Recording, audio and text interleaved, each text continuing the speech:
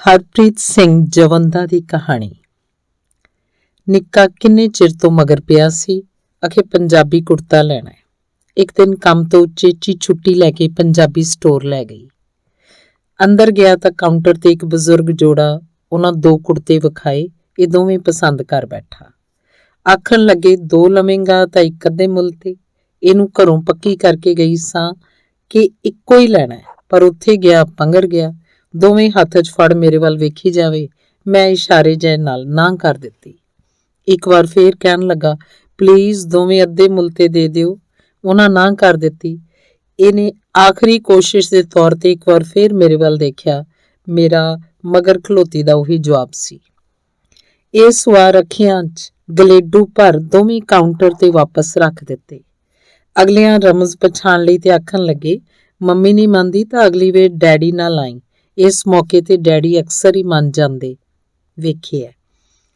ਨੀਵੀਂ ਜੀ ਪਾ ਲਈ ਤੇ ਆਖਣ ਲੱਗਾ, ਮੇਰਾ ਡੈਡੀ ਹੈ ਨਹੀਂ, 4 ਸਾਲ ਪਹਿਲੋਂ ਪੂਰਾ ਹੋ ਗਿਆ ਸੀ।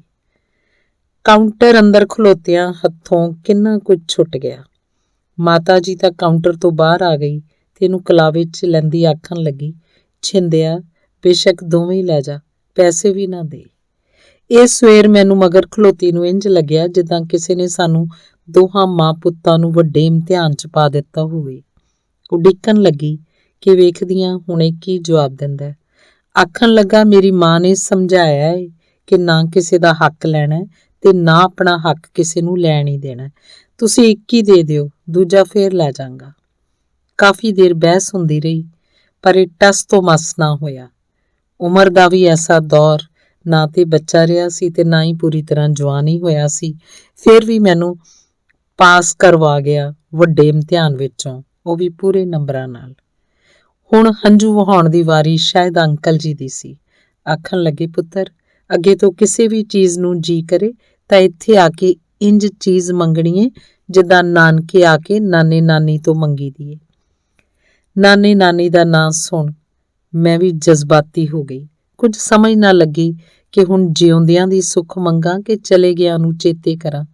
ਪਰ ਇਹ ਡਟਿਆ ਰਿਹਾ ਚੱਟਾਨ ਵਾਂਗ ਤੇ ਉਹ ਦੋਵੇਂ ਹੰਝੂ ਵਹਾਉਂਦੇ ਰਹੇ।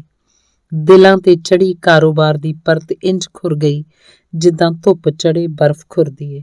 ਸੋ ਦੋਸਤੋ, ਬਾਪ ਵੀ ਹੋਣੀ ਔਲਾਦ ਅਕਸਰ ਹੀ ਕਈ ਵਾਰ ਡੋਲ ਜਾਂਦੀ ਏ, ਪਰ ਜਿੱਥੇ ਇਕੱਲੀਆਂ ਰਹਿ ਗਈਆਂ ਮਾਵਾਂ ਨੂੰ ਪਿਓ ਬਣਨਾ ਆ ਜਾਏ, ਸਮਝੋ ਕਈ ਔਕੜਾਂ ਸਰ ਹੋ ਗਈਆਂ। ਕਿਉਂਕਿ ਜ਼ਿੰਦਗੀ ਔਕਾਤ ਅਤੇ ਖਵਾਇਸ਼ਾਂ ਵਿਚਕਾਰ ਹੁੰਦੀ ਇੱਕ ਨਿਰੰਤਰ ਜੰਗ ਦਾ ਨਾਮ ਹੈ। ਦੋਵੇਂ ਇੱਕ ਦੂਜੇ ਤੇ ਭਾਰੂ ਹੋਣ ਦੀ ਕੋਸ਼ਿਸ਼ ਕਰਦੀਆਂ ਹੀ ਰਹਿੰਦੀਆਂ, ਪਰ ਜਿੱਤ ਉਹਦੀ ਹੁੰਦੀ ਹੈ ਜਿਹੜੀ ਇਨਸਾਨ ਦੇ ਮਨ ਤੇ ਭਾਰੂ ਹੋ ਨਿਕਲਦੀ ਹੈ। ਮਨ ਜੀਤੇ ਜਗ ਜੀਤ। ਸ਼ਾਲਾ ਇਸ ਦੁਨੀਆ ਦਾ ਹਰ ਮਾਂ ਪਿਓ ਰਹਿੰਦੀ ਦੁਨੀਆ ਤੱਕ ਹੱਸਦਾ ਵਸਦਾ ਰਹੇ। ਰਣਜੀਤ ਕੌਰ ਬੱਸੀ ਭੈਣ ਜੀ ਵੱਲੋਂ ਦੱਸੀ ਹੱਡ ਬੀਤੀ। ਧੰਨਵਾਦ। ਕਹਾਣੀ।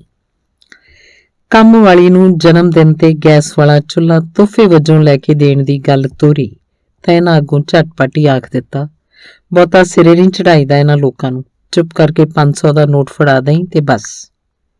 ਅਜੇ ਆਖੀ ਹੋਈ ਗੱਲ ਦੇ ਹੱਕ ਵਿੱਚ ਇੱਕ ਹੋਰ ਦਲੀਲ ਦੇਣ ਹੀ ਲੱਗੀ ਸਾਂ ਕਿ ਗੁੱਸੇ 'ਚ ਆਖਣ ਲੱਗੀ, ਜਿਹੜੀ ਗੱਲ ਮੈਂ ਇੱਕ ਵਾਰ ਆਖ ਦਿੱਤੀ ਬਸ ਆਖ ਦਿੱਤੀ, ਅੱਗੋਂ ਜ਼ਿਆਦਾ ਬਹਿਸ ਨਾ ਕਰਿਆ ਕਰ। ਬਹੁਤ ਬਹਿਸਣ ਵਾਲਾ ਇਨਸਾਨ ਮੈਨੂੰ ਜਮਾਂ ਹੀ ਪਸੰਦ ਨਹੀਂ। ਅਗਲੇ ਪਲ ਬੇਬਸ ਜੀ ਹੋਈ 500 ਦੇ ਨੋਟ ਵਾਲਾ ਲਿਫਾਫਾ ਉਹਨੂੰ ਫੜਾ ਰਹੀ ਸਾਂ। ਅਗਲੇ ਦਿਨ ਸਵੇਰੇ ਕੰਮ ਵਾਲੀ ਨੇ ਘਰੇ ਵੜਦਿਆਂ ਹੀ ਲਿਫਾਫੇ 'ਚ ਪੈਕ ਕੀਤਾ ਹੋਇਆ ਇੱਕ ਕੀਮਤੀ ਜਿਹਾ ਸੂਟ ਮੇਰੇ ਅੱਗੇ ਕਰ ਦਿੱਤਾ ਤੇ ਪੁੱਛਣ ਲੱਗੀ, ਸਰਦਾਰਨੀ ਜੀ ਵੇਖਿਓ ਤਾਂ ਸਹੀ ਜ਼ਰਾ ਧਿਆਨ ਨਾਲ ਕਿੱਦਾਂ ਦਾ ਏ, ਬਸ ਹੁਣੇ ਲੈ ਕੇ ਤੁਰੀ ਹੀ ਆਉਣੀ ਆ। ਕਿੱਡਾ ਮਹਿੰਗਾ। ਤੇਰਾ ਘਰ ਵਾਲਾ ਜੇ ਕੀਮਤ ਵਾਲਾ ਲੇਬਲ ਦੇਖ ਲਿਆ ਤਾਂ ਕਿਧਰੇ ਗੁੱਸੇ ਨਾ ਹੋ ਜਾਏ। ਨਹੀਂ ਸਰਦਾਰਨੀ ਜੀ, ਉਹ ਕੁਝ ਨਹੀਂ ਆਖ ਸਕਦਾ, ਆਪਣੀ ਕਮਾਈ 'ਚੋਂ ਮੁੱਲ ਲੈ ਕੇ ਆਈਆਂ, ਕਿਹੜਾ ਉਹ ਤੋਂ ਮੰਗਿਆ। ਮਰਜ਼ੀ ਦਾ ਪਾਉਂਦੀਆਂ, ਮਰਜ਼ੀ ਦਾ ਹੰਡਾਉਂਦੀਆਂ, ਕੋਈ ਕੁਝ ਵੀ ਆਖੀ ਜਾਏ। ਸੱਚੀ ਪੁੱਛੋ ਤਾਂ ਮਰਜ਼ੀ ਦੀ ਮਾਲਕਣ ਆ ਆਪਣੇ ਨਿੱਕੇ ਜਿਹੇ ਘਰ ਵਿੱਚ। ਆਤਮ ਵਿਸ਼ਵਾਸ ਤੇ ਬੇਬਾਕੀ ਨਾਲ ਭਰੀ ਹੋਈ ਇੱਕ ਮਰਜ਼ੀ ਦੀ ਮਾਲਕਣ ਨੂੰ ਆਪਣੇ ਸਾਹਮਣੇ ਇੰਝ ਗੱਲਾਂ ਕਰਦੀ ਨੂੰ ਵੇਖ ਕੇ 2 ਕੋਠੀਆਂ ਦੀ ਮਾਲਕ ਅਖਵਾਉਂਦੀ ਵੱਡੀ ਸਰਦਾਰਨੀ ਅੱਜ ਆਪਣੇ ਆਪ 'ਚ ਬਹੁਤ ਹੀ ਛੋਟਾ ਮਹਿਸੂਸ ਕਰ ਰਹੀ ਸੀ। ਧੰਨਵਾਦ। ਦੀ ਕਹਾਣੀ। जज्बाती यार ने कहानी सुनाई। बाप जद्दी पुरखी कारोबारी सी। कारोबार ਦੀ ਇੱਕ ਖਾਸ ਤਕਨੀਕ ਹੋਇਆ ਕਰਦੀ ਹੈ। ਪਹਿਲਾਂ ਚੋਖੇ ਵਿਆਜ ਤੇ ਅਗਲੇ ਨੂੰ ਮੂੰਹ ਮੰਗਿਆ ਕਰਜ਼ਾ ਦੇ ਦਿੰਦਾ, ਫਿਰ ਜਦੋਂ ਨਾ ਮੋੜਿਆ ਜਾਂਦਾ ਤਾਂ ਕਚਹਿਰੀ ਜਾ ਕੇ ਉਹਦੀ ਜ਼ਮੀਨ ਹੀ ਲਿਖਵਾ ਲਿਆ ਕਰਦਾ। ਇੱਕ ਦਿਨ ਮੈਨੂੰ ਵੀ ਕਚਹਿਰੀ ਨਾਲ ਲੈ ਗਿਆ। ਅਖੇ ਕਿਸੇ ਦੀ ਜ਼ਮੀਨ ਲਿਖਾਉਣੀ ਹੈ, ਤੂੰ ਵੀ ਨਾਲ ਚੱਲ, ਕਾਰੋਬਾਰ ਦੇ ਗੁਰ ਹੀ ਸਿੱਖੇਂਗਾ। ਉਸ ਭਰੇ ਪੀਤੇ ਨੇ ਪਹਿਲੋਂ ਕਾਗਜ਼ ਤੇ ਅੰਗੂਠਾ ਲਾਉਣ ਲਈ ਸੱਜੇ ਹੱਥ ਦੇ ਅੰਗੂਠੇ ਨਾਲ ਦਾਬ ਲਾਈ, ਪਰ ਭਾਰ ਮੇਰੇ ਦਿਲ ਤੇ ਪੈ ਗਿਆ। ਫਿਰ ਸਾਡੇ ਦੋਹਾਂ ਦੇ ਲੁਕਵੇਂ ਹੰਝੂ ਵਗ ਤੁਰੇ। ਉਹ ਕੱਖੋਂ ਹੌਲਾ ਹੋ ਗਿਆ ਸੀ ਤੇ ਮੈਂ ਜ਼ਮੀਰ ਵੀ ਹੋਣਾ। ਫਿਰ ਉਹਨੇ ਆਪਣੇ ਅੰਗੂਠੇ ਤੇ ਕਾਲੀ ਸਿਆਹੀ ਮਿਟਾਉਣ ਲਈ ਆਪਣਾ ਲਿਬੜਿਆ ਹੋਇਆ ਅੰਗੂਠਾ ਕੋਲ ਹੀ ਕੰਧ ਤੇ ਰਗੜ ਦਿੱਤਾ। ਹੋ ਸਕਦਾ ਘਰਦਿਆਂ ਤੋਂ ਤੇ ਪਿੰਡ ਵਾਲਿਆਂ ਤੋਂ ਓਹਲਾ ਰੱਖਣਾ ਹੋਵੇ। ਮੈਂ ਗੌਰ ਨਾਲ ਵੇਖਿਆ, ਉੱਥੇ ਕੰਧ ਤੇ ਅੰਗੂਠਿਆਂ ਦੇ ਹੋਰ ਵੀ ਕਿੰਨੇ ਸਾਰੇ ਨਿਸ਼ਾਨ ਪਏ ਹੋਏ ਸਨ। ਮੇਰੇ ਬਾਪ ਵਰਗੇ ਹੋਰ ਵੀ ਤੇ ਬਹੁਤ ਹੋਣੇ, ਦਿਮਾਗੀ ਵਪਾਰੀ। ਕੰਮ ਨੇਪਰੇ ਚੜਿਆ ਤਾਂ ਮੇਰਾ ਡੈਡੀ ਗਵਾਹੀ ਦੇਣ ਨਾਲ ਲੈ ਕੇ ਆਇਆ ਨੂੰ ਲੈ ਕੋਲ ਠੇਕੇ 'ਚ ਜਾ ਵੜਿਆ। ਉਹ ਮਾਤੜ ਅੱਖਾਂ ਪੂੰਝਦਾ ਪਿੰਡ ਨੂੰ ਜਾਂਦੇ ਟਾਂਗੇ ਤੇ ਜਾ ਚੜਿਆ ਤੇ ਮੈਂ ਉੱਥੇ ਹੀ ਖਲੋਤਾ ਰਹਿ ਗਿਆ। ਉਸ ਲੁੱਟੇ ਪੁੱਟੇ ਤੇ ਟਾਂਗੇ ਦਾ ਘੱਟਾ ਬਣ ਉੱਪਰ ਨੂੰ ਉੱਡਦੀ ਹੋਈ ਉਹਦੀ ਦਾਸਤਾਂ ਵੇਖਣ ਲਈ। ਵਾਹਵਾ ਸ਼ਰਾਬੀ ਹੋਇਆ ਜਦੋਂ ਠੇਕਿਓਂ ਬਾਹਰ ਆਇਆ ਤਾਂ ਆਖਣ ਲੱਗਾ, ਤੇਰੀ ਜਾਇਦਾਦ ਬਣਾ ਰਿਆਂ, ਖੁਸ਼ ਹੋਇਆ ਕਰ, ਇੰਜ ਮੂੰਹ ਜਿਹਾ ਬਣਾ ਕੇ ਨਾ ਖਲੋਤਾ ਰਿਹਾ ਕਰ। ਪਰ ਮੈਨੂੰ ਕੰਧ ਦੇ ਲਿਬੜੇ ਹੋਏ ਅੰਗੂਠਿਆਂ ਦੀ ਪਾਲ ਜਿਹੀ ਦਿਸੀ ਜਾ ਰਹੀ ਸੀ। ਅਕਸਰ ਮੈਨੂੰ ਆਖਦਾ ਰਹਿੰਦਾ, ਜਜ਼ਬਾਤੀ ਹੋਏਗਾ ਤਾਂ ਕਦੇ ਕਾਮਯਾਬ ਵਪਾਰੀ ਨਹੀਂ ਬਣ ਸਕੇਗਾ। ਵਪਾਰੀ ਉਹ ਜਿਹੜਾ ਅਗਲੇ ਦੀਆਂ ਹੱਡੀਆਂ ਤੱਕ ਪੀੜ ਕੇ ਵੀ ਆਪਣੀ ਰਕਮ ਵਸੂਲੇ। ਆਪਣਾ ਹੱਕ ਲੈਣ ਵਿੱਚ ਤੇ ਧੋਖੇ ਨਾਲ ਫਸਾਏ ਦੀਆਂ ਹੱਡੀਆਂ ਪੀੜਨ 'ਚ ਬਹੁਤ ਫਰਕ ਹੁੰਦਾ ਹੈ। ਭਾਵੇਂ ਪਿਓ ਜਿੱਡਾ ਉੱਚਾ ਹੋ ਗਿਆ, ਪਰ ਅਜੇ ਤੱਕ ਵੀ ਦੁਬਿਧਾ 'ਚ ਹੱਡੀਆਂ ਚਰੁੰਡਣੀਆਂ ਸਿੱਖ ਲਵਾਂ ਕਿ ਬਾਬੇ ਨਾਨਕ ਵਾਂਗ ਤੇਰਾ ਤੇਰਾ ਆਖਣਾ। ਪਰ ਲੱਗਦਾ ਨਹੀਂ ਇਹ ਦੁਬਿਧਾ ਕਦੀ ਮੁੱਕੇਗੀ। ਬਾਪ ਆਖਦਾ ਕਾਰੋਬਾਰੀ ਬਣ ਤੇ ਜ਼ਮੀਰ ਆਖਦੀ ਹੈ ਰਹਿਮ ਦਿਲ ਬਣ। ਉੱਤੋਂ ਕੰਧ ਤੇ ਲੱਗੇ ਅੰਗੂਠੇ ਅਕਸਰ ਸੁਪਨਾ ਬਣ ਰਾਤਾਂ ਨੂੰ ਸਤਾਉਂਦੇ ਰਹਿੰਦੇ ਨੇ। ਧੰਨਵਾਦ। ਦੀ ਕਹਾਣੀ। ਇਹ ਹਿਰਨ ਵੀ ਵੇਖੇ ਵੇਖੇ ਲੱਗਦੇ ਸਨ, ਪਰ ਅੱਜ ਉਹਨਾਂ ਮੈਨੂੰ ਬਹੁਤਾ ਨਾ ਗੋਲਿਆ। ਘਾਈ ਚਰਦੇ ਰਹੇ। ਨਿੱਕਾ ਹਿਰਨ ਬੂਥੀ ਚੁੱਕ ਵੇਖਣ ਲੱਗਾ। ਮਾਂ ਝਿੜਕ ਮਾਰੀ, ਇਹ ਤਾਂ ਵਿਹਲਾ ਏ, ਤੀਜੇ ਦਿਨ ਮੂੰਹ ਚੁੱਕ ਆ ਜਾਂਦਾ, ਤੂੰ ਚੁੱਪ ਕਰਕੇ ਢਿੱਡ ਭਰ, ਮੁੜ ਕੇ ਅੱਧੀ ਰਾਤ ਉਠਾਵੇਂਗਾ, ਬੇਬੇ ਭੁੱਖ ਲੱਗੀ, ਘਾਹ ਚਰਨ ਲੈ ਕੇ ਚੱਲ। ਪੇਟ ਨਾ ਪਈਆਂ ਰੋਟੀਆਂ, ਸਭੇ ਗੱਲਾਂ ਖੋਟੀਆਂ। ਕਿੰਨੇ ਸਾਰੇ ਲੋਕ ਚੇਤੇ ਆ ਗਏ, ਭੱਜ ਭੱਜ ਮਿਲਣ ਆਉਂਦੇ ਲੋਕ। ਪਰ ਅੱਜ ਤੂੰ ਕੌਣ ਤੇ ਮੈਂ ਕੌਣ? ਸਾਡੀ ਜੁੱਤੀ ਤੋਂ ਅਸੀਂ ਕਿਹੜਾ ਕਿਸੇ ਤੋਂ ਘੱਟ। ਜੰਮੇ ਹੋਏ ਦਰਿਆ ਤੇ ਪੁਲ ਏਡੇ ਉੱਚੇ ਦੀ ਭਲਾ ਕੀ ਲੋੜ ਸੀ? ਨੀਵਾਂ ਵੀ ਬਣ ਸਕਦਾ ਸੀ। ਸ਼ਾਇਦ ਪੁਲ ਨੇ ਹੀ ਸਿਫਾਰਿਸ਼ ਪਵਾਈ ਹੋਵੇ, ਮੈਨੂੰ ਉੱਚਾ ਰੱਖਿਓ, ਤਾਂ ਕਿ ਸਦੀ ਵੀ ਅਹਿਸਾਸ ਹੁੰਦਾ ਰਹੇ ਕਿ ਮੈਂ ਉੱਚਾ ਹਾਂ। ਹੇਠੋਂ ਲੰਘਦੇ ਪਾਣੀਆਂ ਤੋਂ ਉਹ ਪਾਣੀ ਜਿਹੜੇ ਜਿੱਥੋਂ ਮਰਜ਼ੀ ਖੱਜਲ ਹੁੰਦੇ ਆਉਣ, ਅਖੀਰ ਨੂੰ ਗੁਜ਼ਰਨਾ ਮੇਰੇ ਹੇਠੋਂ ਹੀ ਪੈਣਾ। ਉਹ ਵੀ ਸਿਰ ਨਿਉਂ ਕੇ, ਪਰ ਮੇਰੇ ਬਰੋਬਰ ਕਦੀ ਨਹੀਂ ਆ ਸਕਦੇ। ਹਰੇਕ ਨੂੰ ਆਪਣੇ ਤੋਂ ਨੀਵਾਂ ਵਿਖਾ ਤ੍ਰਿਪਤ ਹੁੰਦੀ ਮਾਨਸ ਬਿਰਤੀ ਮੈਨੂੰ ਖੁੰਦਕ ਜਿਹੀ ਆ ਗਈ। ਪੁਲ ਦਾ ਹੰਕਾਰ ਤੋੜਨ ਟੀਸੀ ਤੇ ਜਾ ਚੜਿਆ। ਆ ਵੇਖ, ਟੱਕਰ ਗਿਆ ਤੈਨੂੰ ਵੱਡੇ ਸ਼ੇਰ ਨੂੰ ਵੀ ਸਵਾ ਸ਼ੇਰ, ਤੇਰੇ ਤੋਂ ਵੀ ਉੱਚਾ, ਤੇਰੀ ਹਿੱਕ ਤੇ ਖਲੋਤਾ। ਫਿਰ ਮੇਰਾ ਧਿਆਨ ਅਸਮਾਨ ਵੱਲ ਨੂੰ ਚਲਾ ਗਿਆ। ਹਵਾ ਚੁੜਦੇ ਬੱਦਲ, ਪੰਛੀ, ਪੰਖੇਰੂ, ਚਿੜੀਆਂ, ਤੋਤੇ ਮੇਰੇ ਤੋਂ ਵੀ ਕਿੰਨੇ ਉੱਚੇ। ਇੱਥੇ ਹਰੇਕ ਤੋਂ ਉੱਤੇ ਕੋਈ ਨਾ ਕੋਈ। ਕਿਹਨੂੰ ਕਿਹਨੂੰ ਨੀਵਾਂ ਵਿਖਾਵਾਂਗੇ, ਮੁਕਾਬਲੇ ਕਰਾਂਗੇ, ਸਿਵਾਏ ਇੱਕ ਇਸ ਰੱਬ ਦੇ ਜਿਹਦੇ ਉੱਤੇ ਕੋਈ ਨਹੀਂ। ਕਾਮਰੇਡ ਵੀਰੋ, ਰੱਬ ਦਾ ਜ਼ਿਕਰ ਆ ਗਿਆ, ਅੱਗਿਓਂ ਪੜ੍ਹਨਾ ਬੰਦ ਨਾ ਕਰ ਦਿਓ।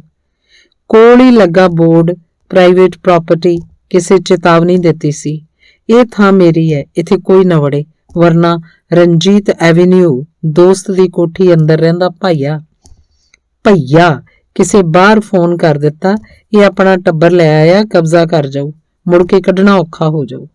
ਉਹ ਚੇਚਾ ਅਮਰੀਕਾ ਤੋਂ ਅੰਮ੍ਰਿਤਸਰ ਆਇਆ। ਅੱਗੋਂ ਆਖਣ ਲੱਗਾ, सरदार जी कौन सा कब्जा, चौकीदार हूँ, चौकीदार ही रहूंगा। भला चौकीदार मालिक कैसे बन सकता है? हम सब चौकीदार ही तो हैं। सरदार जी भी थे, मालिक होते तो मरने के बाद ये कोठी साथ ना ले जाते। गया तो असी मालकी जताउण, जिंदगी दी असलीयत पल्ले बन मुड़ आया। अखे इत्थे सब चौकीदार ने, अस्थाई चौकीदार। ਇਹ ਬਰਫ਼ ਦੀ ਚਿੱਟੀ ਚਾਦਰ ਵੀ ਬੰਦਾ ਜਿੰਨਾ ਮਰਜ਼ੀ ਗੋਰਾ ਹੋਵੇ ਆਪਣੇ ਤੋਂ ਚਿੱਟਾ ਦਿਸਣ ਨਹੀਂ ਦਿੰਦੀ। ਹਿੰਦੀ ਗਾਉਣ, गोरे रंग पे ना इतना गुमान कर, गोरा रंग 2 दिन में ढल जाएगा। वाकई ही जदों ढल जांदा है तां बड़ा दुखी करदा है। फिल्टर कर कर पाउणी पैंदी, कर याद जवानी रोवे जदों रुक रुक नब्ज खलोवे, जदों चक लो होवे तां समझो मामला गड़बड़ है। गड़बड़ हो गए मामले तो याद आया, एक निक्की जी बत्ती विच जिंदगी दी सारी कीती कतरी खूह च पाउण दी ताकत हुंदी है। ਅੱਗੇ ਵੱਡੇ ਸਾਰੇ ਖੇਤ ਨੂੰ ਤਾਰਾਂ ਲਾ ਕੇ ਕੀਤੀ ਹੋਈ ਵਲਗਣ ਕਿੰਨੀ ਦੇਰ ਵੇਖਦਾ ਰਿਹਾ। ਜੀ ਕੀਤਾ ਆਖਾਂ ਹਿੰਮਤ ਇਹ ਤਾਂ ਬਰਫ਼, ਹਵਾ, ਪਾਣੀ, ਜਾਨਵਰ, ਪੰਛੀਆਂ ਨੂੰ ਵੀ ਰੋਕ ਕੇ ਵਿਖਾ। ਸਾਰੀਆਂ ਰੋਕਾਂ ਸਿਰਫ ਇਨਸਾਨ ਲਈ ਹੀ ਕਿਉਂ? ਬਾਪ ਚੇਤੇ ਆ ਗਿਆ। ਸਾਰੀ ਉਮਰ ਵਾਘਿਓਂ ਪਾਰ ਪਿੰਡ ਨੂੰ ਤਰਸਦਾ ਰਿਹਾ। ਗੱਲ ਗੱਲ ਤੇ ਬਸ ਨਾਰੋਵਾਲ, ਸਿਆਲਕੋਟ, ਉਗੋ ਕੇ ਦੁਮਾਲਾ। ਅੱਗੇ ਘਰ ਬਾਹਰ ਖਲੋਤਾ ਕੰਡਮ ਪੁਰਾਣਾ ਟਰੱਕ ਠੰਡ 'ਚ ਜੰਗਾਲ ਖਾਂਦਾ ਇੰਜ ਲੱਗਾ ਆਖ ਰਿਹਾ ਹੋਵੇ ਮੇਰੇ ਵੀ ਕਦੇ ਦਿਨ ਹੁੰਦੇ ਸਨ। ਅੰਦਰ ਨਿੱਘੇ ਥਾਂ ਖਲਿਆਰਿਆ ਜਾਂਦਾ, ਟਾਪ ਕਲਾਸ ਸਾਫ ਸਫਾਈ ਤੇ ਦੇਖ ਰੇਖ। ਹੁਣ ਝੜਜਾ ਪੱਤਿਆ ਵੇ ਰੁੱਤ ਨਵਿਆਂ ਦੀ ਆਈ। ਸਦਾ ਨਾ ਬਾਗੀ ਬੁਲਬੁਲ ਬੋਲੇ, ਸਦਾ ਨਾ ਮੌਜ ਬਹਾਰਾਂ, ਸਦਾ ਨਾ ਹੁਸਨ ਜਵਾਨੀ ਮਾਪੇ, ਸਦਾ ਨਾ ਸੋਹਬਤ ਯਾਰਾਂ। ਤਰਲੇ ਕੱਢਦਾ ਮੈਨੂੰ ਕਬਾੜ ਵਿੱਚ ਹੀ ਦੇ ਦਿਓ, ਗਰੀਬ ਦੀ ਗਤੀ ਹੋ ਜਾਏ। ਇੱਥੇ ਲੰਘਦਾ ਆਉਂਦਾ ਹਰ ਕੋਈ ਠਿੱਠ ਕਰ ਕਰ ਲੰਘਦਾ। ਥੋੜੀ ਅੱਗੇ ਮਹਿਲਾਂ ਵਰਗੇ ਵੱਡੇ ਘਰ, ਕ੍ਰਿਸਮਸ ਉੱਤੇ ਮਹਿੰਗੀਆਂ ਰੋਸ਼ਨੀਆਂ, ਬਾਹਰ ਕੀਤੇ ਖਰਚਿਆਂ ਤੋਂ ਹੀ ਅਗਲੇ ਦੀ ਹੈਸੀਅਤ ਪਤਾ ਲੱਗਦੀ। ਕੌਣ ਕਿੰਨੇ ਪਾਣੀ ਵਿੱਚ, ਉਹੀ ਹੈਸੀਅਤ ਜਿਹਨੇ ਚੰਗੇ ਭਲੇ ਕਮਲੇ ਕੀਤੇ, ਸਿਵਿਆਂ ਤੇ ਖਲੋਤੀ ਖੜੀ ਮੁੱਛ। ਅਚਾਨਕ ਪਿੰਡ ਦਾ ਇੱਕ ਨਿੱਕਾ ਜਿਹਾ ਘਰ, ਹਮਾਤੜ ਨੇ ਵੀ ਪੂਰੀ ਟੌਰ ਕੱਢੀ ਹੋਈ ਸੀ। ਕਾਲੇ ਹੈ ਤੋ ਕਿਆ ਹੁਆ ਦਿਲ ਵਾਲੇ ਹੈ। ਨਵੀਂ ਵੋਟੀ ਵਾਂਗ ਸ਼ਿੰਗਾਰੀ ਹੋਈ ਚਰਚ, ਝੋਲਾ ਪਿਆ, 2 ਮਨੁੱਖ ਗੱਲਾਂ ਕਰ ਰਹੇ ਹੋਣ। ਕੋਲ ਗਿਆ ਤਾਂ ਬੁੱਤ ਸਨ। ਅਡੋਲ ਮਨ ਵਿੱਚ ਸੋਚਿਆ, ਅਸੀਂ ਵੀ ਤੇ ਬੁੱਤ ਹੀ ਬਣ ਗਏ ਹਾਂ। ਸਾਹ ਲੈਂਦੇ ਬੁੱਤ, ਜਜ਼ਬਾਤ ਵਿਹੀਣੇ ਬੁੱਤ। ਕੋਲ ਕੋਈ ਤੜਪ ਰਿਹਾ ਹੋਵੇ, ਭੁੱਖਾ ਮਰ ਰਿਹਾ ਹੋਵੇ, ਸਾਨੂੰ ਕੀ? ਕੋਲ ਹੀ ਚਮਕਾ ਮਾਰਦੇ ਸੰਗਮਰਮਰ ਨਾਲ ਸ਼ਿੰਗਾਰੀਆਂ ਕਿੰਨੀਆਂ ਸਾਰੀਆਂ ਕਬਰਾਂ, ਵੱਡੇ ਲੋਕਾਂ ਦੇ ਸਦੀਵੀ ਸਥਲ। ਸਾਰੀ ਉਮਰ ਸਲਾਮਾਂ ਸਿਜਦੇ ਕਰਾਉਂਦੇ ਰਹੇ ਸਰਦੇ ਪੁੱਜਦਿਆਂ ਦੀ ਆਰਾਮਗਾਹ। ਸਾਰਾ ਸ਼ਹਿਰ ਕ੍ਰਿਸਮਸ ਮਨਾ ਰਿਹਾ ਸੀ, ਪਰ ਇਹ ਸ਼ਾਂਤ ਸਨ। ਕੁਝ ਐਸੇ ਵੀ ਹੋਣੇ ਜਿਹੜੇ ਨਾ ਇਨਸਾਫੀ ਵੇਖ ਸਾਰੀ ਉਮਰ ਇਸ ਲਈ ਚੁੱਪ ਰਹੇ ਕਿਧਰੇ ਮਾਰੇ ਹੀ ਨਾ ਜਾਈਏ। ਸ਼ਿਵ ਯਾਦ ਆ ਗਿਆ। ਕਬਰਾਂ ਉਡੀਕਦੀਆਂ ਜਿਉਂ ਪੁੱਤਰਾਂ ਨੂੰ ਮਾਵਾਂ। ਦੱਸਦੇ ਆਖਰੀ ਵੇਲੇ ਜੋ ਚੀਜ਼ ਹਮੇਸ਼ਾ ਦਿਸਦੀ ਰਹਿੰਦੀ ਏ ਉਹ ਹੁੰਦੀ ਏ ਮਾਂ। ਬਾਹਾਂ ਖਿਲਾਰ ਕੇ ਖਲੋਤੀ ਹੋਈ ਮਾਂ। ਫਿਰ ਜਾਨ ਬੜੀ ਸੌਖੀ ਨਿਕਲਦੀ। ਬੰਦੇ ਨੂੰ ਕਾਹਲੀ ਜੋ ਹੁੰਦੀ ਏ ਮਾਂ ਦੀ ਬੁੱਕਲ 'ਚ ਸਦੀਵੀ ਸਮੋ ਜਾਣ ਦੀ। ਧੰਨਵਾਦ ਦੀ ਕਹਾਣੀ। ਅਸੀਂ ਦੋਵੇਂ ਜੋੜੇ ਹੋਏ ਸਾਂ, ਪਰ ਮਾਂ ਦੀ ਕੁੱਖ ਪਹਿਲਾਂ ਮੈਂ ਛੱਡੀ ਸੀ, ਸੋ ਮਾਂ ਹਮੇਸ਼ਾ ਮੈਨੂੰ ਹੀ ਵੱਡਾ ਮੰਨਦੀ ਆਈ ਸੀ। ਨਿੱਕੇ ਨਾਲ ਕਿੰਨੇ ਸਾਰੇ ਲਾਡ ਲਡਾਏ ਜਾਂਦੇ, ਮੈਨੂੰ ਬੁਰਾ ਨਾ ਲੱਗਦਾ, ਪਰ ਉਹ ਹਰ ਵਾਰ ਬਰੋਬਰ ਵੰਡ ਕੇ ਦਿੱਤੀ ਆਪਣੀ ਹਰ ਚੀਜ਼ ਪਹਿਲਾਂ ਮੁਕਾ ਲਿਆ ਕਰਦਾ ਤੇ ਫਿਰ ਉਹਦੀ ਮੇਰੀ ਵਾਲੀ ਤੇ ਨਜ਼ਰ ਹੁੰਦੀ। ਜਦੋਂ ਮੈਂ ਨਾ ਕਰ ਦਿੰਦਾ ਤਾਂ ਥੱਲੇ ਲੇਟਣ ਲੱਗ ਜਾਂਦਾ। ਮੈਂ ਡਰ ਜਾਂਦਾ। ਫਿਰ ਮਾਂ ਆਖਣ ਲੱਗਦੀ, ਚੱਲ ਮੇਰਾ ਪੁੱਤ ਦੇ ਦੇ ਥੋੜੀ ਜੀ, ਤੇਰਾ ਛੋਟਾ ਭਰਾ ਜੋ ਹੋਇਆ। ਰੋਟੀ ਵੀ ਦੋਹਾਂ ਨੂੰ ਇਕੱਠਿਆਂ ਬੈਠ ਕੇ ਖਵਾਇਆ ਕਰਦੀ, ਇੱਕ ਬੁਰਕੀ ਮੈਨੂੰ ਤੇ ਇੱਕ ਉਹਨੂੰ। ਇੱਥੇ ਵੀ ਉਹ ਆਪਣੀ ਬੁਰਕੀ ਕਾਹਲੀ ਨਾਲ ਅੰਦਰ ਲੰਘਾ, ਫੇਰ ਮੂੰਹ ਖੋਲ ਮੇਰੇ ਵੱਲ ਆਉਂਦੀ ਹੋਈ ਮਾਂ ਦੀ ਬਾਂਹ ਫੜ ਆਪਣੇ ਵੱਲ ਨੂੰ ਮੋੜ ਲਿਆ ਕਰਦਾ। ਮੈਂ ਕੁਝ ਆਖਣ ਲੱਗਦਾ ਤਾਂ ਫੇਰ ਆਖਦੀ, ਤੇਰਾ ਨਿੱਕਾ ਵੀਰ ਜੋ ਹੋਇਆ ਖਾ ਲੈਣ ਦੇ, ਤੈਨੂੰ ਹੋਰ ਪਕਾ ਦਿਓ। ਮੈਨੂੰ ਪਹਿਲਾਂ ਥੋੜਾ ਗੁੱਸਾ ਆਉਂਦਾ, ਫਿਰ ਕਿੰਨਾ ਸਾਰਾ ਤਰਸ। ਸਕੂਲੇ ਦਾਖਲ ਹੋਏ ਤਾਂ ਤੁਰੇ ਆਉਂਦਿਆਂ ਉਹਦਾ ਬਸਤਾ ਵੀ ਮੈਨੂੰ ਚੁੱਕਣਾ ਪੈਂਦਾ। ਘਰੇ ਆ ਕੇ ਦੱਸਦਾ ਤਾਂ ਮਾਂ ਦਾ ਉਹੀ ਤਰਕ ਹੁੰਦਾ, ਤੇਰਾ ਨਿੱਕਾ ਵੀਰ ਜੋ ਹੋਇਆ ਤਾਂ ਕੀ ਹੋਇਆ ਜੇ ਚੁੱਕ ਲਿਆ, ਵੱਡੇ ਕਈ ਕੁਝ ਕਰਦੇ ਨੇ ਨਿੱਕਿਆਂ ਲਈ। ਮੇਰਾ ਗੁੱਸਾ ਇੱਕ ਵਾਰ ਫੇਰ ਖੰਭ ਲਾ ਕੇ ਕਿਧਰੇ ਉੱਡ ਜਾਂਦਾ। ਫਿਰ ਵੱਡੇ ਸਕੂਲ ਪਾਇਆ ਤਾਂ ਸਾਈਕਲ ਦੇ ਪੈਡਲ ਮੈਨੂੰ ਮਾਰਨੇ ਪੈਂਦੇ। ਉਹਦਾ ਮਗਰ ਬੈਠੇ ਦਾ ਪੈਰ ਸੌਂ ਜਾਂਦਾ, ਜੁੱਤੀ ਡਿੱਗ ਪੈਂਦੀ, ਉਹ ਵੀ ਮੈਨੂੰ ਲਿਆਉਣੀ ਪੈਂਦੀ। ਘਰੇ ਦੱਸਦਾ ਤਾਂ ਮਾਂ ਆਖਦੀ, ਤਾਂ ਕੀ ਹੋਇਆ, ਵੱਡੇ ਵੀਰ ਹੀ ਨਿੱਕਿਆਂ ਦਾ ਖਿਆਲ ਰੱਖਦੇ ਨੇ। ਇੱਕ ਵਾਰ ਬੁਖਾਰ ਨਾਲ ਤਪਦੇ ਹੋਏ ਨੇ ਉਹਨੂੰ ਆਖ ਦਿੱਤਾ, ਅੱਜ ਤੂੰ ਚਲਾ ਲੈ ਵੀਰ ਬਣ ਕੇ, ਮੈਥੋਂ ਪੈਡਲ ਨਹੀਂ ਵੱਜਦੇ। ਅੱਗੋਂ ਆਖਣ ਲੱਗਿਆ, ਮੇਰੀ ਵੀ ਅੱਜ ਲੱਤ ਬੜੀ ਜ਼ਿਆਦਾ ਦੁਖਦੀ ਪਈ ਏ। ਮੈਨੂੰ ਫੇਰ ਤਰਸ ਆ ਗਿਆ। ਫਿਰ ਜਵਾਨ ਹੋਏ, ਦੋਹਾਂ ਦਾ ਵਿਆਹ ਹੋ ਗਿਆ। ਹੁਣ ਵੱਡੇ ਵੱਡੇ ਫੈਸਲੇ ਘਰੇ ਸਹੇੜ ਕੇ ਲਿਆਂਦੀਆਂ ਨਾਲ ਦੀਆਂ ਸਲਾਹਾਂ ਨਾਲ ਹੋਣ ਲੱਗੇ। ਫਿਰ ਅੰਦਰੋਂ ਅੰਦਰ ਧੁਖਦੀ ਇੱਕ ਦਿਨ ਭਾਂਬੜ ਬਣ ਗਈ ਤੇ ਵੰਡ ਵੰਡਾਈ ਵਾਲਾ ਦਿਨ ਆ ਗਿਆ। ਮੈਂ ਉਹਦੇ ਹਿੱਸੇ ਆਈ ਜ਼ਮੀਨ 'ਚੋਂ ਆਪਣੇ ਫਾਰਮ ਹਾਊਸ ਨੂੰ ਜਾਣ ਲਈ ਥੋੜਾ ਰਾਹ ਮੰਗ ਲਿਆ। ਉਹਨੇ ਆਪਣੇ ਨਾਲ ਦੀ ਨਾਲ ਸਲਾਹ ਕੀਤੀ ਤੇ ਮਗਰੋਂ ਸਾਫ਼ ਇਨਕਾਰ ਕਰ ਦਿੱਤਾ।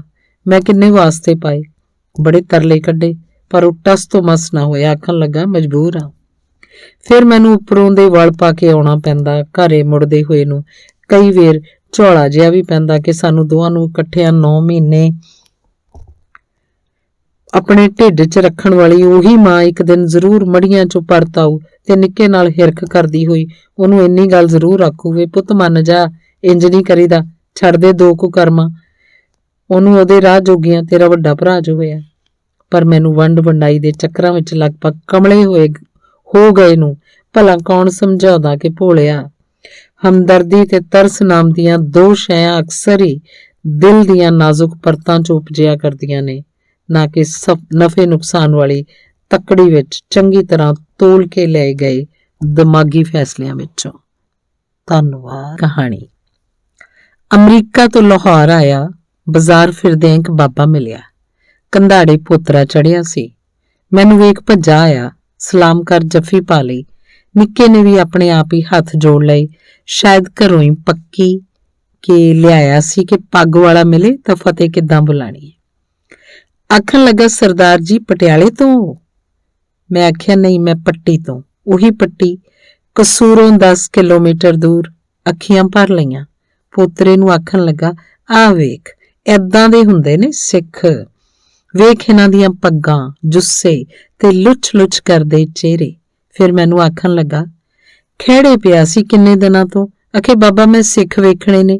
2 ਦਿਨ ਹੋ ਗਏ ਮੈਨੂੰ ਕੰਧਾੜੇ ਚੁੱਕ ਸ਼ਾਹ ਵੇਲੇ ਤੋਂ ਇੱਥੇ ਡੇਰਾ ਸਾਹਿਬ ਪੌੜੀਆਂ ਕੋਲ ਆਣ ਬਹਿਣਾ। ਪੁਲਿਸ ਵਾਲੇ ਅੰਦਰ ਨਹੀਂ ਜਾਣ ਦਿੰਦੇ। ਆਖੇ, ਅਮਨ ਕਾਨੂੰਨ ਦਾ ਮਸਲਾ ਹੋ ਜਾਏਗਾ। ਸਰਦਾਰਾ, ਇਹਨਾਂ ਨੂੰ ਸਮਝਾ ਕੇ ਜਾਵੀਂ ਕਿ ਵੰਡ ਤੋਂ ਪਹਿਲਾਂ ਰੋਜ਼ ਤੜਕੇ ਦੁੱਖ ਨਿਵਾਰਨ ਸਿਰ ਨਿਉ ਕੇ ਜਾਂਦਾ ਹੁੰਦਾ ਸਾਂ। ਸਾਰਾ ਦਿਨ ਨਾਲ ਫਿਰਦਾ ਰਿਹਾ। ਆਥਣ ਵੇਲੇ ਜਾਣ ਲੱਗਾ ਤਾਂ ਪੋਤਰੇ ਨੂੰ ਮੋਢੇ ਤੋਂ ਲਾਹ ਕੇ ਆਖਣ ਲੱਗਾ, ਬਾਬੇ ਦੇ ਪੈਰੀਂ ਹੱਥ ਲਾ, ਦੁਆਵਾਂ ਦੇਵੇਗਾ। ਮੈਂ ਮੱਥਾ ਚੁੰਮਿਆ ਤੇ ਬੋਝੇ ਚੋਂ $10 ਕੱਢ ਫੜਾ ਦਿੱਤੇ। ਦੂਜੀ ਵਾਰੀ ਰੋ ਪਿਆ। ਆਖੇ, ਸਰਦਾਰਾ, ਮਾਤੜ ਕੋਲ ਤੇ ਇਸ ਵੇਲੇ ਤੇਰੇ ਪੋਤਰਿਆਂ ਜੋਗਾ ਕੁਝ ਵੀ ਨਹੀਂ, ਪਰ ਜਦੋਂ ਮਿਲੇਂਗਾ ਤਾਂ ਇੰਨਾ ਜ਼ਰੂਰ ਆਖੀ ਕਿ ਲਾਹੌਰ ਇੱਕ ਫੱਕਰ ਦੁਆਵਾਂ ਦਿੰਦਾ ਸੀ, ਡੇਰਾ ਸਾਹਿਬ ਦੀਆਂ ਪੌੜੀਆਂ ਕੋਲ ਖਲੋ ਕੇ ਖੈਰ ਮੰਗਦਾ ਸੀ। ਨਾਨੀ ਦੱਸਦੀ ਹੁੰਦੀ ਸੀ ਕਿ ਨਾਨੇ ਜਦੋਂ ਵੀ ਛੁੱਟੀ ਆਉਣਾ ਤਾਂ ਗੱਡੀ ਤੇ ਹੀ ਆਉਣਾ। ਉਦੋਂ ਲਾਹੌਰੋਂ ਡੇਰਾ ਬਾਬਾ ਨਾਨਕ ਤੱਕ ਗੱਡੀ ਆਇਆ ਕਰਦੀ ਸੀ। ਫੌਜੀਆਂ ਨੂੰ ਖਾਸ ਰਿਆਇਤ ਹੁੰਦੀ ਸੀ। ਅੱਜ ਉਸੇ ਰੂਟ ਤੇ ਹੁੰਦਾ ਕੰਮ ਵੇਖ ਆਸ ਦੀ ਇੱਕ ਕਿਰਨ ਵੱਜੀ ਏ। ਨਾਰੋਵਾਲ ਕਰਤਾਰਪੁਰ ਬੰਦ ਪਿਆ ਰੂਟ ਫੇਰ ਖੁੱਲ ਰਿਹਾ ਹੈ। ਸ਼ਾਇਦ ਮਾਤੜ ਆਪਣੇ ਪੋਤਰੇ ਪੋਤਰੀਆਂ ਨੂੰ ਕੰਧਾੜੇ ਚੁੱਕ ਇੰਨਾ ਲੰਮਾ ਪੈਂਡਾ ਨਹੀਂ ਕਰ ਸਕਦੇ। ਅੱਲਾ ਤੇ ਵਾਹਿਗੁਰੂ ਨੇ ਸਲਾਹ ਕਰਕੇ ਸੁਣ ਲਈ। ਦੋਸਤੋ, ਸਿਆਸਤਾਂ ਦੇ ਮਨ 'ਚ ਜੋ ਮਰਜ਼ੀ ਕਾਣ ਹੋਵੇ, ਪਰ ਬਾਬੇ ਨਾਨਕ ਦੀ ਕਲਾ ਜ਼ਰੂਰ ਵਰਤ ਰਹੀਏ, ਕਿਉਂਕਿ ਯਮਲੇ ਜੱਟ ਦੀ ਤੁੰਬੀ ਅੱਜ ਵੀ ਇੰਨੀ ਗੱਲ ਜੋ ਆਖ ਰਹੀ ਏ, ਸਤਿਗੁਰੂ ਨਾਨਕ ਤੇਰੀ ਲੀਲਾ ਨਿਆਰੀ ਏ, ਨੀਜਾਂ ਲਾਲਾ ਵਹਿੰਦੀ ਦੁਨੀਆ ਸਾਰੀ। ਧੰਨਵਾਦ। ਕਹਾਣੀ। 10ਵੀਂ ਮਗਰੋਂ ਕਾਲਜ ਗਿਆ ਤਾਂ ਸਪਸ਼ਟ ਆਖ ਦਿੱਤਾ ਕਿ ਸਾਈਕਲ ਤੇ ਸੰਗ ਆਉਂਦੀ ਏ। ਬਾਪੂ ਜੀ ਨੇ PF 'ਚੋਂ ਰਕਮ ਕਢਵਾ ਕੇ ਹੀਰੋ ਹੋਂਡਾ ਲੈ ਆਉਂਦਾ। ਇੱਕ ਅਸੂਲ ਸੀ, ਪਾਟੀ ਬਨੈਣ ਤੇ ਜੁਰਾਬ ਕਦੀ ਵੀ ਨਹੀਂ ਸੀ ਪਾਉਣ ਦਿੰਦੇ। ਆਖਿਆ ਕਰਦੇ ਕਿ ਇਹ ਚੀਜ਼ਾਂ ਬਦਕਿਸਮਤੀ ਦੀ ਨਿਸ਼ਾਨੀ ਹੁੰਦੀਆਂ। ਉਸੇ ਸਾਲ ਗਰਮੀਆਂ ਦੀਆਂ ਛੁੱਟੀਆਂ ਵਿੱਚ ਯਾਰਾਂ ਦੋਸਤਾਂ ਨਾਲ ਹੇਮਕੁੰਟ ਸਾਹਿਬ ਜਾਣ ਦਾ ਪ੍ਰੋਗਰਾਮ ਬਣ ਗਿਆ। ਹਰੇਕ ਦੇ ਹਿੱਸੇ 5-5 ਹਜ਼ਾਰ ਆਏ। ਘਰੇ ਆ ਕੇ ਗੱਲ ਕੀਤੀ। ਬਾਪੂ ਹੋਰੀ ਸੋਚੀ ਪੈ ਗਏ। 2 ਮਹੀਨੇ ਮਗਰੋਂ ਭੈਣ ਦਾ ਵਿਆਹ ਜੂ ਧਰਿਆ ਗਿਆ ਸੀ। ਉਹਨਾਂ ਬੈਠੇ ਬੂਟ ਲਾ ਮੰਜੇ ਥੱਲੇ ਵਾੜ ਦਿੱਤੇ ਤੇ ਮਗਰੋਂ ਖਿਆਲਾਂ 'ਚ ਡੁੱਬੇ ਹੋਏ ਬਾਹਰ ਨੂੰ ਤੁਰ ਪਏ। ਪਤਾ ਨਹੀਂ ਉਸ ਦਿਨ ਦਿਮਾਗ 'ਚ ਕੀ ਆਇਆ। ਬੂਟਾਂ ਅੰਦਰੋਂ ਜੁਰਾਬਾਂ ਕੱਢ ਲਈਆਂ। ਹੈਰਾਨ ਰਹਿ ਗਿਆ। ਉਂਗਲਾਂ ਤੋਂ ਸਾਰੀਆਂ ਪੱਟੀਆਂ ਪਈਆਂ ਸਨ। ਨਾਲ ਲੱਗਦੇ ਅਲਮਾਰੀ 'ਚ ਪਈਆਂ ਬਨੈਨਾਂ ਤੇ ਵੀ ਝਾਤ ਮਾਰ ਲਈ। ਥਾਂ ਤੇ ਮੁਰੀਆਂ ਸਨ। ਕੱਪੜੇ ਕੱਢਦਿਆਂ ਹੇਠਾਂ ਡਿੱਗ ਪਈ ਪੱਗ ਵੀ ਧਿਆਨ ਨਾਲ ਦੇਖੀ। ਸਿਉਣ ਥਾਂ ਤੋਂ ਉੱਧੜੀ ਪਈ ਸੀ। ਪਹੁੰਚਿਆਂ ਤੋਂ ਘਸੀਆਂ ਪੈਂਟਾਂ ਤੇ ਟਾਕੀਆਂ ਲੱਗੇ ਪੁਰਾਣੇ ਕੋਟ ਤੇ ਹੋਰ ਵੀ ਕਿੰਨਾ ਕੁਝ। ਅਸਲੀਅਤ ਦੇਖ ਦਿਮਾਗ ਸੁੰਨ ਜਿਹਾ ਹੋ ਗਿਆ। ਲੱਗਿਆ ਜਿੱਦਾਂ ਮੇਰੀਆਂ ਸਾਰੀਆਂ ਬਦਕਿਸਮਤੀਆਂ ਉਹਨੇ ਕਿੰਨੇ ਚਿਰ ਤੋਂ ਆਪਣੇ ਵਜੂਦ ਤੇ ਲੈ ਰੱਖੀਆਂ ਹੋਣ, ਫਿਰ ਸਾਰਾ ਕੁਝ ਉਂਝ ਦਾ ਉਂਝ ਹੀ ਵਾਪਸ ਰੱਖ ਦਿੱਤਾ। ਸ਼ਾਮੀ ਲਿਫਾਫੇ 'ਚ ਬੰਦ ਪੈਸੇ ਫੜਾਉਂਦਿਆਂ ਆਖਣ ਲੱਗਾ, ਪੁੱਤ ਪਹਾੜੀ ਇਲਾਕਾ ਹੈ, ਮੋਟਰਸਾਈਕਲ ਧਿਆਨ ਨਾਲ ਚਲਾਇਓ। ਅਗਲੇ ਦਿਨ ਜਦੋਂ ਨਵੀਆਂ ਜੁਰਾਬਾਂ, ਬਨੈਨਾਂ ਤੇ ਪੀਕੋ ਕੀਤੀਆਂ ਕਿੰਨੀਆਂ ਸਾਰੀਆਂ ਪੱਗਾਂ ਵਾਲਾ ਲਿਫਾਫਾ ਫੜਾਉਂਦਿਆਂ ਆਖ ਦਿੱਤਾ ਕਿ ਪ੍ਰੋਗਰਾਮ ਕੈਂਸਲ ਹੋ ਗਿਆ, ਤਾਂ ਡਿੱਗਦੇ ਹੋਏ ਅਨੇਕਾਂ ਹੰਝੂ ਦੇਖ ਸੱਚ ਜਾਣਿਓ ਇੰਝ ਲੱਗਿਆ ਜਿੱਦਾਂ 100 ਤੀਰਥਾਂ ਦੇ ਦਰਸ਼ਨ ਹੋ ਗਏ ਹੋਣ। ਧੰਨਵਾਦ। ਕਹਾਣੀ। 7 ਸਾਲ ਪਹਿਲਾਂ ਇੱਕ ਖੂਬਸੂਰਤ ਸ਼ਾਮ, ਮਹਿਕਾਂ ਛੱਡਦਾ ਖੁਸ਼ਗਵਾਰ ਜਿਹਾ ਪਰਿਵਾਰਿਕ ਮਾਹੌਲ। ਤਾਜ਼ੀ ਪਈ ਬਰਫ਼ ਹਟਾ ਕੇ ਅੰਦਰ ਵੜਿਆ ਤਾਂ ਬਲਰਾਜ ਸਾਹਨੀ ਦੀ ਇੱਕ ਹਿੰਦੀ ਫਿਲਮ ਸੀਮਾ ਚੱਲ ਰਹੀ ਸੀ। ਪਿਤਾ ਜੀ ਦੀ ਮਨਪਸੰਦ। ਥੋੜਾ ਚੇਤਾ ਕੀਤਾ, ਫਿਰ ਸੌਣ ਦੀ ਤਿਆਰੀ ਸ਼ੁਰੂ ਹੋ ਗਈ। ਫਿਰ ਦੇਰ ਰਾਤ ਅੰਮ੍ਰਿਤਸਰੋਂ ਆਏ ਇੱਕ ਸੰਖੇਪ ਜਿਹੇ ਫੋਨ ਨੇ ਸਾਰਾ ਕੁਝ ਉਲਟ-ਪੁਲਟ ਕਰਕੇ ਰੱਖ ਦਿੱਤਾ। ਸਾਰੀ ਰਾਤ ਵਰਾਂਡੇ 'ਚ ਫਿਰਦੇ ਹੋਏ ਨੇ ਕੱਢ ਦਿੱਤੀ। ਜਿਸ ਨੇ ਅਜੇ ਕੁਝ ਚਿਰ ਪਹਿਲਾਂ ਹੀ ਏਡੀ ਲੰਮੀ ਗੱਲ ਕੀਤੀ ਹੋਵੇ, ਕਿੱਦਾਂ ਜਾ ਸਕਦਾ ਹੈ ਬਿਨਾਂ ਦੱਸਿਆਂ, ਬਗੈਰ ਕੋਈ ਸਲਾਹ ਕੀਤਿਆਂ? ਜ਼ਰੂਰ ਭੁਲੇਖਾ ਲੱਗਿਆ ਹੋਣਾ ਹੈ। ਆਖਿਆ ਡਾਕਟਰ ਕੋਲੋਂ ਇੱਕ ਵਾਰ ਫਿਰ ਕਨਫਰਮ ਕਰੋ। ਕੁਝ ਘੰਟਿਆਂ ਮਗਰੋਂ ਹੀ ਬਰਫੀਲੀ ਹਵਾ ਦੀ ਹਿੱਕ ਚੀਰਦਾ ਹੋਇਆ ਜਹਾਜ਼ ਦਿੱਲੀ ਵੱਲ ਨੂੰ ਵੱਧ ਰਿਹਾ ਸੀ। ਸਵਿਟਜ਼ਰਲੈਂਡ, ਜ਼ਿਊਰਿਕ ਏਅਰਪੋਰਟ, ਐਨ ਉਹਨਾਂ ਦੀ ਉਮਰ ਦਾ ਇੱਕ ਆਪਣਾ ਬਜ਼ੁਰਗ ਬਦੋ-ਬਦੀ ਅਚਾਰ ਨਾਲ 2 ਫੁਲਕੇ ਦੇ ਗਿਆ। ਇੰਜ ਲੱਗਿਆ ਝੋਨੇ ਦੀ ਰਾਖੀ ਬੈਠੇ ਕੋਲੋਂ ਆਪ ਆਇਆ ਹੋਵੇ ਮੇਰੇ ਜੋਗੀ ਰੋਟੀ ਲੈ ਕੇ। ਅੰਮ੍ਰਿਤਸਰ ਪਹੁੰਚੇ। ਸਾਰੇ ਵਿਹੜੇ 'ਚ ਇਕੱਠੇ ਹੋਏ ਸਨ। ਕਿਧਰੇ ਪੜ੍ਹ ਰੱਖਿਆ ਸੀ ਕਿ ਸਿੱਖ ਧਰਮ 'ਚ ਮੌਤ ਵੇਲੇ ਰੋਣ ਧੋਣ ਦਾ ਕੋਈ ਸਿਧਾਂਤ ਨਹੀਂ ਹੈ। ਇੱਕ ਪੁਰਾਣੀ ਚੇਤੇ ਆ ਗਈ। ਮਹਾਸ਼ਾ ਪ੍ਰੈਸ ਵੱਲੋਂ ਲਿਖ ਦਿੱਤਾ ਗਿਆ ਕਿ ਸ਼ਹੀਦ ਸਿੰਘ ਦੀ ਲਾਸ਼ ਵੇਖ ਤੀਰ ਵਾਲਾ ਬਾਬਾ ਜ਼ਾਰੋ-ਜ਼ਾਰ ਰੋ ਪਿਆ। ਅਗਲੇ ਦਿਨ ਮੰਜੀ ਸਾਹਿਬ ਖਲੋ ਕੇ ਆਖਿਆ ਕਿ ਦਸਮ ਪਿਤਾ ਦੇ ਸਾਨੂੰ ਸੁੱਖ ਵੇਲੇ ਸ਼ੁਕਰਾਨਾ ਤੇ ਦੁੱਖ ਵੇਲੇ ਅਰਦਾਸ ਕਰਨੀ ਸਿਖਾਈ। ਹਿੰਮਤ ਹੈ ਤਾਂ ਵੇਲਾ ਆਏ ਤੇ ਮੂੰਹੋਂ ਸੀ ਤੱਕ ਵੀ ਕਢਵਾ ਕੇ ਵਿਖਾਇਓ। ਪਰ ਮਾਂ ਦੇ ਬੋਲ ਅਖੇ ਜਿਸ ਦਿਨ ਮੈਂ ਜਾਂ ਤੇਰਾ ਪਿਓ ਮੁੱਕੇ ਤਾਂ ਘੁੱਟਿਆ ਵਟਿਆ ਜਿਹਾ ਨਾ ਰਹੀ, ਖੁੱਲ ਕੇ ਰੋਵੀਂ, ਨਹੀਂ ਤੇ ਆਸੇ-ਪਾਸੇ ਖਲੋਤੀ ਲੋਕਾਚਾਰੀ ਕੀ ਆਖੂ। ਫਿਰ 20 ਜਨਵਰੀ 2015 ਗੁਰਦੁਆਰਾ ਸ਼ਹੀਦਾਂ ਸ਼ਮਸ਼ਾਨ ਘਾਟ। ਵੇਂਦਿਆਂ ਚੰਗਾ ਭਲਾ ਇੱਕ ਇਨਸਾਨ ਮਿੱਟੀ ਦਾ ਢੇਰ ਹੋ ਗਿਆ। ਅਗਲੇ ਦਿਨ ਫੁੱਲ ਚੁਗਣ ਗਏ ਤਾਂ ਕੁਝ ਭੋਏ ਗਿੱਲੀ ਸੀ। ਉਹ ਪਾਣੀ ਬਹੁਤ ਪੀਂਦੇ ਸਨ। ਇਹ ਵੀ ਆਖਰੀ ਵੇਰ ਪਾਣੀ ਪੀਤਾ ਹੀ ਹੋਣਾ ਹੈ। ਉਸ ਦਿਨ ਮਗਰੋਂ ਆਸ-ਪਾਸ ਫਿਰਦੀ ਜ਼ਿੰਦਗੀ ਉਸੇ ਤਰ੍ਹਾਂ ਆਮ ਜਿਹੀ ਹੋ ਗਈ। ਮੈਂ ਵੀ ਰੁੱਝ ਗਿਆ ਦੁਨਿਆਵੀ ਧੰਦਿਆਂ 'ਚ। ਅੱਜ ਪੇਟੋਂ ਜਾਏ ਬਾਕੀ ਰਹਿ ਗਏ ਭੈਣ ਭਾਈਆਂ ਨੂੰ ਚੇਤਾ ਤੱਕ ਨਹੀਂ ਹੋਣਾ ਕਿ ਅੱਜ ਦੇ ਦਿਨ ਕੀ ਹੋਇਆ ਸੀ। ਖੈਰ ਕਾਹਦਾ ਗਿਲਾ।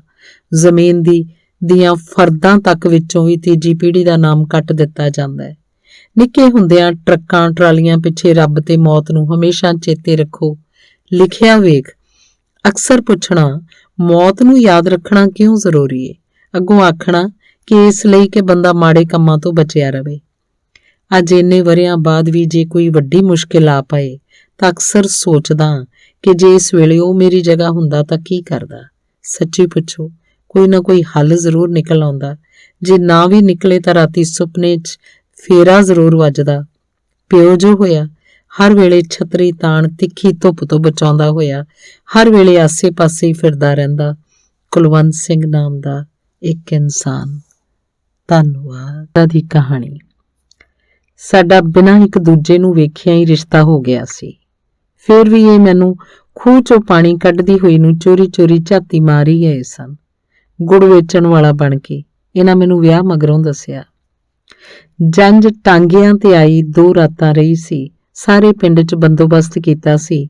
ਲਾਵਾਂ ਫੇਰੇ ਵੀ ਲੰਮਾ ਸਾਰਾ ਘੁੰਡ ਕਢਵਾ ਕੇ ਹੋਏ ਸੀ। ਜਦੋਂ ਵਿਆਹ ਕੇ ਤੁਰਨ ਲੱਗੇ ਤਾਂ ਸੂਬੇਦਾਰ ਚਾਚਾ ਥੋੜੇ ਐਡਵਾਂਸ ਸੋਚ ਦਾ ਮਾਲਕ ਧੱਕੇ ਨਾਲ ਆਖਣ ਲੱਗਾ, ਦੋਹਾਂ ਨੂੰ ਇਕੱਠਿਆਂ ਬਿਠਾ ਚਾਹ ਪਿਆਉਣੀ ਹੈ। ਕਈਆਂ ਮੂੰਹ ਅੱਗੇ ਹੱਥ ਰੱਖ ਲਏ, ਇੰਜ ਕਿੱਦਾਂ ਹੋ ਸਕਦਾ ਹੈ? ਆਪਣੇ ਘਰੇ ਖੜ ਜਿੱਦਾਂ ਮਰਜ਼ੀ ਪਿਆਇਓ, ਪਰ ਪੇਕੇ ਘਰ ਇੰਜ ਨਹੀਂ ਹੋਣ ਦੇਣਾ। 2 ਨਿੱਕੀਆਂ ਵੀ ਹੈਣ, ਉਹ ਵੀ ਅਖੀਰ ਵਿਆਹੁਣੀਆਂ। ਪਰ ਚਾਚੇ ਦੀ ਜ਼ਿੱਦ ਅੱਗੇ ਕਿਸੇ ਦੀ ਨਾ ਚੱਲੀ। ਕੰਬਦੇ ਹੱਥਾਂ ਨਾਲ ਕੱਪ ਫੜਿਆ। ਘੁੱਟ ਭਰਨ ਲਈ ਨਾਲ ਦੀ ਨੇ ਘੁੰਡ ਤਾਂ ਚੁੱਕਿਆ। ਲੁਕਵੀਆਂ ਨਜ਼ਰਾਂ ਨਾਲ ਇਹਨਾਂ ਵੱਲ ਵੇਖਿਆ। ਇਹਨਾਂ ਦੀ ਟੇਢੀ ਨਜ਼ਰ ਵੀ ਮੇਰੇ ਤੇ ਸੀ। ਇੰਨੀ ਹੋਸ਼ ਵੀ ਨਹੀਂ ਸੀ ਕਿ ਨਾਲ ਦੀਆਂ ਜਾਣਬੁੱਝ ਚਾਹ 'ਚ ਮਿੱਠਾ ਨਹੀਂ ਸੀ ਪਾਇਆ। ਅਜੇ ਪਾਣੀ ਵਾਰ ਸਹੁਰੇ ਘਰ ਲਿਆਂਦੀ ਨੂੰ ਮਹੀਨਾ ਵੀ ਨਹੀਂ ਸੀ ਹੋਇਆ ਕਿ ਇਹਨਾਂ ਨੂੰ ਸਕੂਲੇ ਕੱਚੀ ਨੌਕਰੀ ਮਿਲ ਗਈ। ਫਿਰ ਛੇਤੀ ਮਗਰੋਂ ਹੀ ਡਾਕੀਏ ਨੇ ਪੱਕੇ ਹੋਣ ਵਾਲੀ ਖਬਰ ਵੀ ਲਿਆ ਫੜਾਈ। ਇਹ ਆਖਣ ਮੇਰੇ ਘਰ ਕਰਮਾਂ ਵਾਲੀ ਦੇ ਪੈਰ ਪਏ ਤਾਂ ਹੀ ਇਹ ਕਰਾਮਾਤ ਹੋ ਸਕੀ। ਫਿਰ ਸਾਰੀ ਜ਼ਿੰਦਗੀ ਅਸੂਲ ਬਣਿਆ ਰਿਹਾ। ਬਾਰ ਤੇ ਇਹਨਾਂ ਦੇ ਸਾਈਕਲ ਦੀ ਘੰਟੀ ਵੱਜਦੀ ਤੇ ਨਾਲ ਹੀ ਚੁੱਲ੍ਹੇ ਤੇ ਧਰੀ ਚਾਹ ਦੀ ਪਤੀਲੀ ਉਬਾਲੇ ਮਾਰਨ ਲੱਗ ਜਾਂਦੀ। ਮੀਂਹ ਜਾਏ ਹਨੇਰੀ ਜਾਏ ਅਸੀਂ ਚਾਹ ਇਕੱਠਿਆਂ ਬੈਠ ਪੀਣੀ ਹੀ ਹੁੰਦੀ ਸੀ। ਵਾਂਢੇ ਗਏ ਵੀ ਆਪਣਾ ਕੱਪ ਚੁੱਕ ਮੇਰੇ ਕੋਲ ਆ ਜਾਇਆ ਕਰਦੇ। ਕਈ ਮਖੌਲ ਵੀ ਕਰਿਆ ਕਰਦੇ ਪਰ ਇਹਨਾਂ ਨੂੰ ਕੋਈ ਪਰਵਾਹ ਨਾ ਹੁੰਦੀ। ਚਾਹ ਦੀਆਂ ਚੁਸਕੀਆਂ ਭਰਦੇ ਹੋਏ ਇਹ ਕਿੰਨਾ ਚਿਰ ਸਕੂਲੇ ਸਾਰਾ ਦਿਨ ਵਾਪਰੀਆਂ ਹੋਈਆਂ ਦੱਸਦੇ ਰਹਿੰਦੇ ਤੇ ਮੈਂ ਵੀ ਅੱਗੋਂ ਆਂਢ ਗੁਆਂਢ 'ਚ ਹਰ ਹੋਈ ਬੀਤੀ ਅੰਦਰੋਂ ਕੱਢ ਹੌਲੀ ਜਿਹੀ ਹੋ ਜਾਇਆ ਕਰਦੀ। ਘੜੀ ਦੀਆਂ ਸੂਈਆਂ ਪੁੱਛ ਕੇ ਗਾਂਹ ਵਧਿਆ ਕਰਦੀ ਤੇ ਸੂਰਜ ਵੀ ਸਾਡੇ ਇਸ਼ਾਰਿਆਂ ਤੇ ਨੱਚਦਾ ਹੋਇਆ ਪ੍ਰਤੀਤ ਹੋਇਆ ਕਰਦਾ। ਅੱਜ ਇੰਨੇ ਵਰ੍ਹਿਆਂ ਬਾਅਦ ਠੰਡੇ ਮੁਲਕ ਦੇ ਇਸ ਵੱਡੇ ਸਾਰੇ ਘਰ 'ਚ ਪੋਤਰੇ ਨੂੰ ਆਪਣੀ ਬੁੱਕਲ 'ਚ ਬਿਠਾਈ ਸਵੇਰ ਤੋਂ ਆਪਣੇ ਚਾਰੇ ਪਾਸੇ ਮਚੀ ਹੋਈ ਹਾਹਾਕਾਰ ਵੇਖ ਉਹੀ ਪੁਰਾਣੇ ਦਿਨ ਚੇਤੇ ਆ ਗਏ ਨੇ। ਮਾਰੋ ਮਾਰ ਕਰਦਾ ਹੋਇਆ ਕੋਈ ਬਾਹਰ ਨੂੰ ਜਾ ਰਿਹਾ ਤੇ ਸੈੱਲ ਫੋਨ ਤੇ ਉਂਗਲਾਂ ਮਾਰਦਾ ਕੋਈ ਬਰੂਹਾਂ ਟੱਪ ਅੰਦਰ ਆ ਰਿਹਾ ਹੈ। ਜੇ ਪਹਿਲਾ ਘਰੇ ਹੈ ਤੇ ਦੂਜਾ ਕੰਮ ਤੇ ਜੇ ਦੂਜਾ ਘਰੇ ਹੈ ਤਾਂ ਪਹਿਲਾ ਬਿੱਲ ਬੱਤੀਆਂ ਜੋਗੇ ਬਣਾਉਣ ਦੀ ਦੌੜ 'ਚ ਲੱਗਿਆ ਹੋਇਆ। ਕਿਸੇ ਨੂੰ ਇਹ ਜੀਵਨ ਸ਼ੈਲੀ ਹੈਰਾਨ ਵੀ ਨਹੀਂ ਕਰਦੀ। ਪੁਰਾਣੇ ਟਾਈਮ ਜੋ ਨਹੀਂ ਵੇਖੇ ਕਿਸੇ ਨੇ। ਇਕੱਠਿਆਂ ਚਾਹ ਵਾਲੀ ਸਾਡੀ ਆਦਤ ਕੈਨੇਡਾ ਤੱਕ ਵੀ ਬਰਕਰਾਰ ਰਹੀ ਪਰ ਇਹਨਾਂ ਦੇ ਤੁਰ ਜਾਣ ਮਗਰੋਂ ਐਸਾ ਦਿਲ ਟੁੱਟਾ ਕਿ ਚਾਹ ਦਾ ਕੋਈ ਪੱਕਾ ਟਾਈਮ ਰਿਹਾ ਹੀ ਨਹੀਂ।